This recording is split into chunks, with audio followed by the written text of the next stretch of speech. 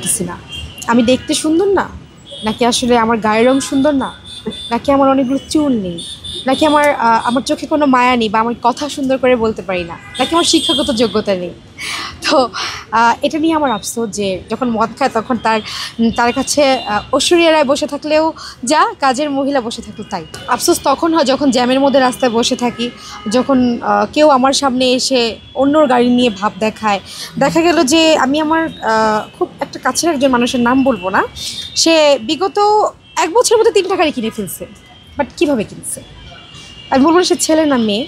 তো অনেকে sugar daddy maintain করে, সুগার মামি মেনটেন করে, কারো ফ্যামিলি অবস্থা অনেক ভালো, কিন্তু ফ্যামিলি অবস্থা যতই ভালো হোক কেউ কিন্তু 1 বছর 3টা গাড়ি কিনে ফেলতে পারে না, এটা ইম্পসিবল।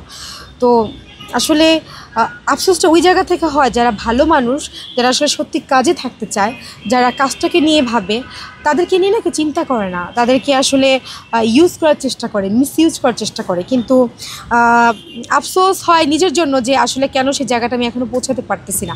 আমি 5তলা পর্যন্ত চলে গিয়েছি কিন্তু আমি ছাদে উঠতে পারতেছি না, এটা হচ্ছে আমার জীবনের একটা আফসোস। ছাদে ওঠার মেন কারণটাই কি আসলে গিভ অ্যান্ড টেকের বিষয় থাকে?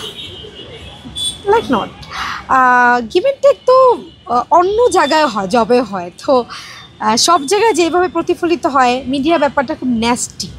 সো এখানে give and take just common একটা ব্যাপার। কাজের মেয়েকেও মানুষ এই অফারটাও দেয়। যখন মদ খায় তখন তার কাছে ঐশ্বরিয়া রায় বসে থাকলেও যা, কাজের মহিলা বসে থাকলো তাই। এটা একটা কমন ব্যাপার। গিভ অ্যান্ড টেক করলে যে সবাই নায়িকা হয়ে যেত, তাহলে তো প্রণমীর মতো মেয়েও নায়িকা হয়ে যেত, কিংবা হচ্ছে লিয়া হচ্ছে একটা কাজ করে ফ্লপ খেয়ে গেছে, তো অনেকে সুপারস্টার হয়ে যেত। এটা কোনো ইস্যুস না, এটা হচ্ছে লাক। কিছুটা লাক, কিছুটা সামহাও, এটাই কিছুটা সাপোর্ট।